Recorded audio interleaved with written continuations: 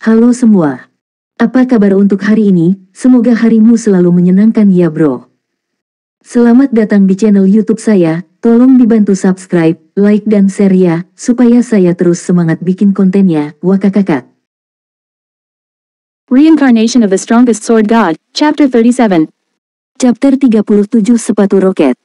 Saat semua orang melihat robot raksasa yang dikemudikan oleh cebol Gnome, mereka secara naluriah tahu dia adalah sesuatu yang sangat berbahaya. Setelah mendengar peringatan si Feng, mereka mengabaikan jarahan di tanah dan segera berlari menuju hutan tanpa sedikit pun keraguan. Secara alami, si Feng juga tidak akan tinggal di belakang. Hazard Gnome adalah monster yang sangat berbahaya. Itu terutama benar ketika dia pertama kali muncul. Dia bahkan lebih kuat dari Werewolf Veld dengan dit berserknya diaktifkan. Hazard Gnome Elite Khusus Tingkat 5. Health Power 1600. Ada peluang yang sangat kecil bagi Hazard Gnome untuk muncul setelah membersihkan Gnome pengembara dan pengawas Gnome. Namun, penampilannya juga menandai dimulainya mimpi buruk seorang pemain. Ada pepatah di domain God yang memperingatkan orang untuk tidak meremehkan Gnome hanya karena mereka cebol. Jika mereka marah, mereka dapat dengan mudah mematikan hidup Anda kapan saja. Di kehidupan sebelumnya, si Feng bertemu dengan Hazard Gnome sekali sebelumnya. Pada saat itu, dia bersama kelompok elit yang sedang leveling biji besi. Setelah membegal Gnome, Hazard Gnome muncul. Mereka tidak membayangkan akan bertemu dengan elit khusus, jadi mereka semua dengan bersemangat bergegas ke arahnya. Namun, situasinya berakhir dengan tragedi bagi parti beranggotakan 20 orang itu. 1600 health power Hazard Gnome tidak boleh dianggap enteng.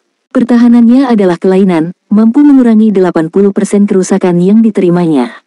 Seorang berserker level 4 menggunakan kapak hanya bisa mengambil 2 health power dari Gnome. Di sisi lain, serangan Hazard Gnome bahkan lebih kuat. Setiap orang akan mendapatkan perjalanan gratis kembali ke kota setelah dia menembakkan peluru. Meskipun kelompok si Feng telah mencoba yang terbaik untuk melarikan diri, kebencian Hazard Gnome atas perbuatan jahat mereka jelas tak tertandingi. Roket di punggung robot tiba-tiba menyala. Mesin baja yang tingginya lebih dari 3 meter bergegas dengan kecepatan tinggi menuju parti si Feng. Saat dikejar, Blackie menyerang dengan panah gelapnya saat dia berlari. Meskipun panah itu mengenai Hazard Gnome, itu hanya menyebabkan sedikit kerusakan -4. Mata Blackie membelalak saat melihat kerusakan itu. Dia berkata dengan sikap kaget, menjijikan. Jika robot tidak melindungi Gnome ini, saya bisa menembaknya kapan saja. Petik 2. Jangan pedulikan untuk saat ini dan fokuslah untuk berlari. Perhatikan untuk menghindari peluru. Selama kita berada 1200 yard dari gunung, Hazard Gnome akan kembali. Si Feng tidak pernah berpikir, setelah ceramah darinya, keterampilan Blackie akan meningkat hingga tingkat dapat mencapai targetnya saat bergerak. Namun, bertarung langsung dengan Hazard Gnome akan sangat bodah. Blackie mengerti maksud si Feng. Dia berbalik dan mulai mengucapkan Evil Whip, mengikat Hazard Gnome yang mengejar dengan 5 duri dan sangat mengurangi kecepatan Gnome. Dengan ini, semua orang berhasil mendapatkan jarak yang cukup jauh dari Gnome. Ketika Hazard Gnome melepaskan diri dari 5 duri, kerusakan tinggi -23, -24, -23, -23, -24 tiba-tiba muncul di kepalanya. Health powernya berubah menjadi 1479 dalam sekejap. Kerusakan yang disebabkan oleh Evil Whip sangat konyol. Blackie kaget. Sebelumnya, panah gelap level 3 miliknya hanya memberikan -4 kerusakan. Di sisi lain, Evil Whip telah menyebabkan lebih dari 100 kerusakan total. Perbedaan di antara mereka terlalu besar. Apakah Hazard Gnome punya jimat seperti itu? Si Feng melihat harapan ketika health power Hazard Gnome tiba-tiba turun sebagian. Hazard Gnome tidak memiliki kekebalan terhadap serangan nabati. Si Feng segera memerintahkan, semua orang berhenti berlari. Kola, dapatkan kebencian Hazard Gnome dan biarkan punggungnya menghadap ke arah grup. Yang lain menyerang dan memikirkan posisi Anda. Selama Hazard Gnome mengangkat senjatanya, segera hindari moncongnya. Blackie, serang segera setelah CD Evil Whip selesai. Kami memiliki kesempatan untuk menyingkirkannya. Petik 2. Apakah mereka akan hidup atau tiada sebelum kehabisan jarak 1200 yard adalah suatu ketidakpastian. Jadi, mengapa tidak bertarung habis-habisan? Siapa tahu, mereka bahkan mungkin bisa menyingkirkan Hazard Gnome ini. Dalam kehidupan si Feng sebelumnya, Tidak ada pemain yang membegal Hazard Genome sebelumnya. Jika mereka membegalnya sekarang, sesuatu yang baik mungkin akan jatuh. Saat ini, kebencian Hazard Genome ditargetkan ke Blackie. Namun, Lonely Snow selangkah lebih maju dari Genome, menggunakan cas padanya. Dia menggunakan Whirlwind Slash di Genome, menyebabkan 3 poin kerusakan. Meskipun kerusakannya rendah, keadaan pingsan sesaat yang diakibatkannya memberi Kola kesempatan untuk menggunakan serangan ilahi, diikuti oleh hukuman. 2 serangan tersebut menyebabkan kerusakan -3, -2 dan kebencian tambahan yang mereka tarik membuat Hazard Genome terkunci ke Kola. Hazard Genome mengulurkan gergaji listrik di lengan kanan robot, menebas Kola dengan keras. Kola memblokir serangan itu dengan perisainya, tubuhnya mundur 3 langkah ke belakang dan kerusakan -147 muncul di atas kepalanya. Kola kaget. Ketika serangan berikutnya dari gergaji listrik datang, dia buru-buru menghindar dan berguling ke samping, menghindari serangan itu sepenuhnya. Kungkang mengantuk segera menyembuhkan Kola 2 kali, mengembalikan hampir 100 health power ke Kola. Kerusakan yang sangat parah, Lonely Snow juga terkejut. Dia tidak lagi berani untuk tinggal, berbalik dan berlari lebih dari 10 yard dari Genome. Dia pasti akan tiada, bahkan jika dia hanya disambar gergaji listrik sekali. Di sisi lain, Sven tidak takut padanya. Dia segera tiba di belakang Hazard Genome, menggunakan serangkaian skill, flash gemuruh, double chop, dan chop. Serangan kritis sesekali juga akan menyebabkan kerusakan -16. Dibandingkan dengan yang lain, kerusakan Sven sudah sangat tinggi. Namun, Hazard Genome hanya memberikan tampilan jijik terhadap serangan Sven. Dia terus menggunakan gergaji listriknya untuk menyerang Kola. Serangkaian serangan ganas telah memaksa Kola untuk terus mundur ke belakang, health power-nya juga terus turun. Di belakang, penyembuhan Drowsy Slot tidak bisa mengimbangi kerusakan yang diterima Kola. Dia hanya bisa menyaksikan Kola beringsut mendekati kematian. Pada saat paling genting, Sven menggunakan Abyssal Beam. 9 rantai hitam pekat mengikat Hazard Genome, memberi Kola istirahat. Dalam 3 detik 1, Hazard Genome hanya kehilangan 7% health power-nya setelah diserang oleh semua orang. Total kerusakan yang ditangani party itu bahkan tidak setara dengan 1 Evil Whip dari Blackie. Ketika 3 detik telah berakhir, Hazard Genome mendapatkan kembali kebebasannya. Genome berkulit hijau mengungkapkan senyum mengejek di wajahnya, tangan mungilnya bergerak-gerak dan memanipulasi kancing. Lengan robot yang memegang gergaji listrik membuat garis miring, menciptakan busur yang indah. Seluruh orang Sven dikirim terbang. Dia menabrak pohon dan kehilangan 286 health power. Kola bergegas terburu-buru, health power-nya telah pulih lebih dari setengah. Dia menggunakan serangan dan hukuman dewa sekali lagi, mencoba menarik kembali kebencian Hazard Genome. Namun, Hazard Genome sebenarnya mengabaikan Kola. Sebagai gantinya, dia mengangkat pistol di tangan kirinya, mengarahkannya dan menembakkan peluru ke Sven. Rentetan peluru padat terbang menuju Sven. Namun, Sven belum mendarat setelah dikirim terbang, jadi tidak mungkin untuk menghindari peluru. Phantom Kill. Doppelganger Sven langsung muncul di hadapannya. Doppelganger itu mengayunkan pedangnya, terus-menerus memblokir peluru. Sementara itu, Sven sudah mengaktifkan Gravity Liberation. Dia melompat ke puncak pohon, menghindari jangkauan serangan Hazard Genome. Namun, doppelgangernya telah terbegal.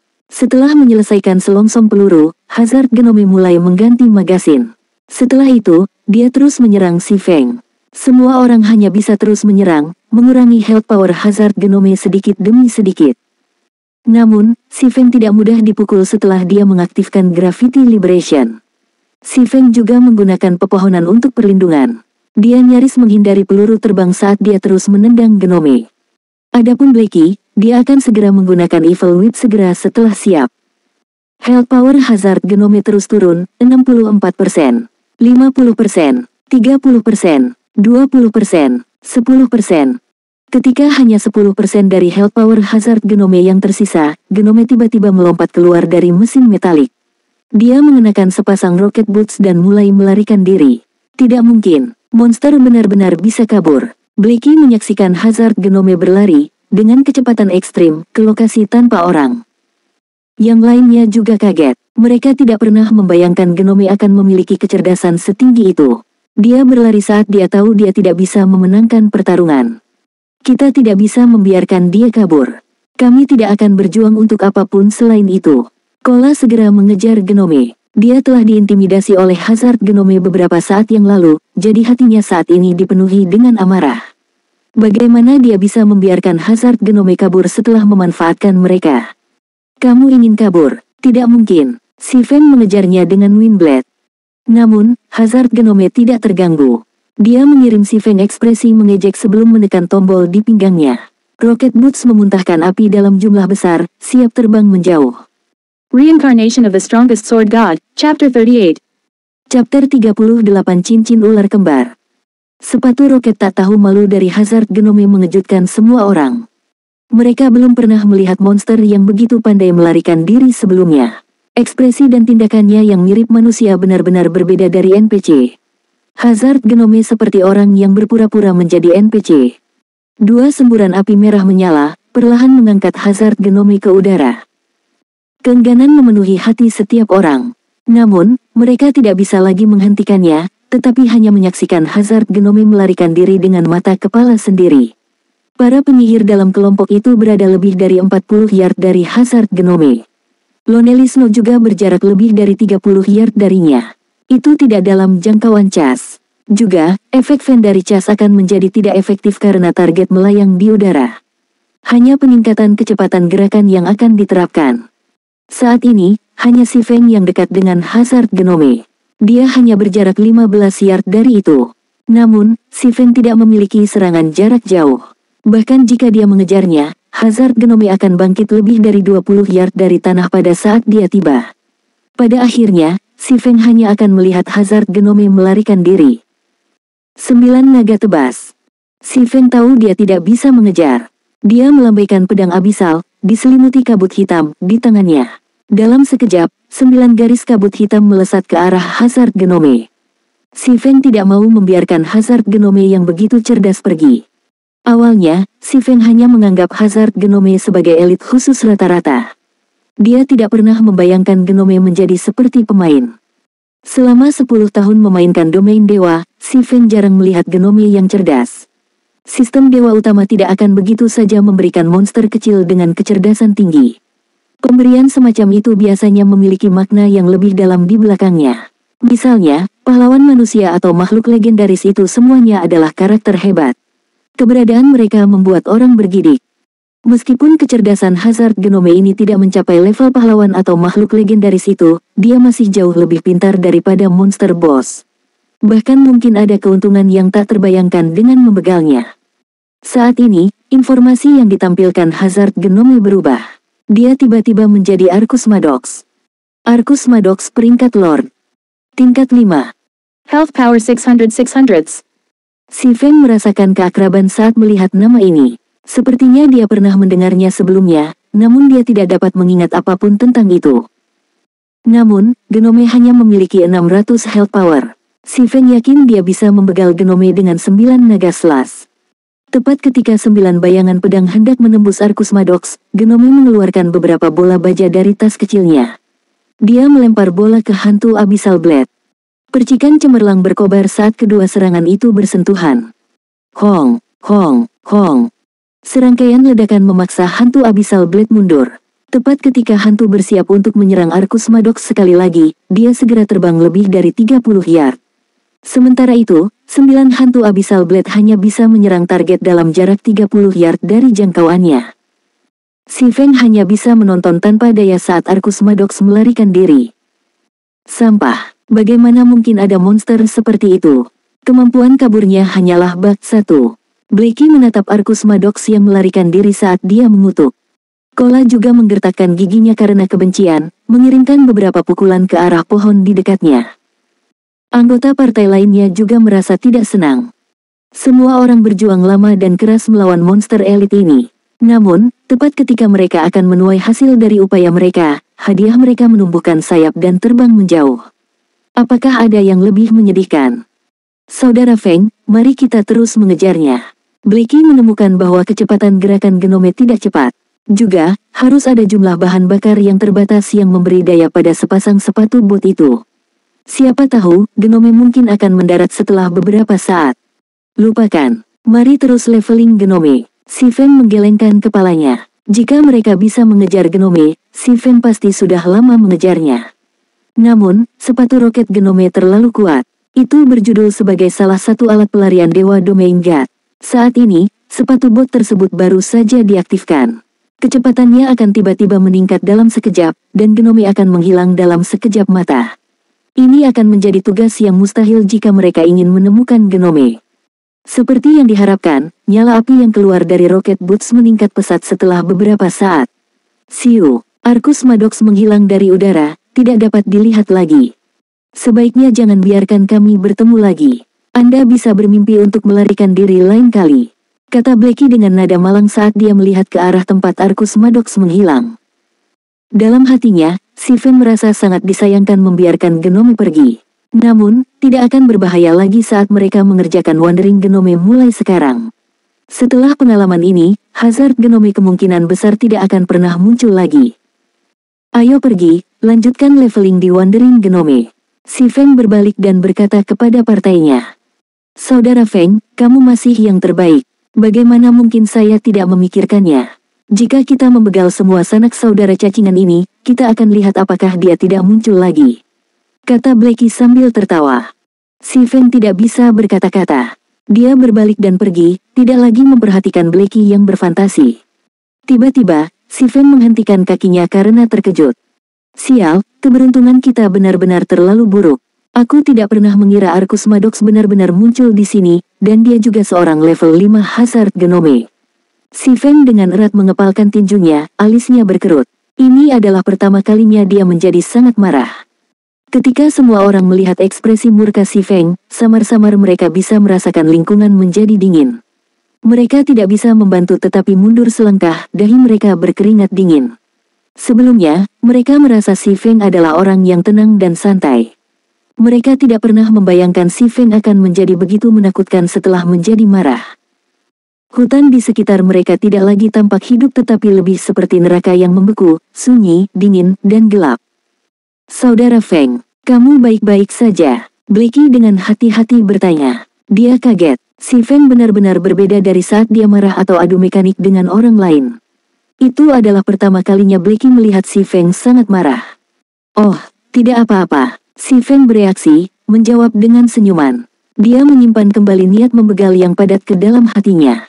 Niat membegal seperti itu perlahan biasa selama bertahun-tahun si Feng memainkan domain dewa. Dibandingkan dengan Tyrant Bear Cola 10 tahun ke depan, tidak ada yang istimewa tentang niat membegal si Feng. Namun, saat ini, itu dianggap tak tertahankan bagi Blackie dan yang lainnya. Si Feng akhirnya mengingat nama Arcus Maddox. Arcus Maddox adalah Grandmaster Engineer yang terkenal di dalam domain God. 3 tahun setelah Arcus Maddox mengejutkan bangsa dengan menciptakan benteng langit, cincin ular kembar, dia melanjutkan untuk mendirikan Kekaisaran Genome. Dengan itu, pembaruan baru, munculnya dunia baru, juga diaktifkan. Pada saat itu, persekutuan super yang tak terhitung jumlahnya memulai ekspedisi menuju benteng, cincin ular kembar. Namun, semuanya dimusnahkan, dan Arcus Maddox adalah penyebab dari hasil seperti itu. Di sisi lain, si Feng sama sekali tidak menyadari karakter hebat telah muncul tepat di depan matanya. Dia juga kehilangan kesempatan untuk membegal Arcus Maddox, jadi bagaimana mungkin si Feng tidak marah? Pemimpin partai, ada kotak di sini. Apakah benda itu jatuh dari Arcus Maddox selama ledakan? Tikus rakus, yang telah diam selama ini, bertanya sambil mengambil kotak logam kecil dari rumput. Si Feng menerima kotak itu dan melihatnya. Dia menemukan kata-kata Arcus Maddox diukir di kotak logam. Tak lama setelah si Feng membuka kotak itu, dia berkata tiba-tiba sambil tertawa, hebat. Kerja bagus, Mouse. Dengan ini, kami tidak berjuang untuk apa-apa. Ketika kelompok itu melihat si Feng dalam suasana hati yang bahagia, mereka tahu barang itu pasti sangat berharga, karena barang biasa tidak ada apa-apanya di mata si Feng. Mengenai menginginkan barang itu untuk diri mereka sendiri, tidak ada dari mereka yang pernah berpikir seperti itu. Mereka telah lama menjadikan si Feng idola mereka, dan mampu membantu idola mereka secara alami membuat mereka bahagia. Ayo lakukan dengan cara ini. Kalian tetap di sini untuk leveling dan naik level. Saya masih memiliki sesuatu yang harus diselesaikan. Beritahu saya jika Anda semua telah mencapai level 4. Si Feng menyimpan kotak logam itu dan dengan tergesa-gesa membuat pengaturan. Tidak ada yang bisa membantunya dengan masalah berikut. Hanya si Feng yang bisa melanjutkan. Semua orang merasa enggan saat mendengar perintah si Feng. Namun, mendengar si Feng memiliki rencana untuk mereka setelah mereka mencapai level 4, antisipasi mereka tumbuh saat mereka mematuhi pengaturan si Feng. Selanjutnya, si Feng meninggalkan daerah yang lebih dalam di lembah bulan gelap. Parti itu memiliki keterampilan Aoi Bliki. Membegal 7 atau 8 genome sekaligus bukanlah masalah sama sekali, dan kecepatan leveling mereka setidaknya 2 atau 3 kali lebih cepat dari pihak lain. Di sisi lain, apa yang perlu dilakukan si Feng adalah memanfaatkan kotak logam ini, dan meneruskan langkah pertama rencananya di domain dewa.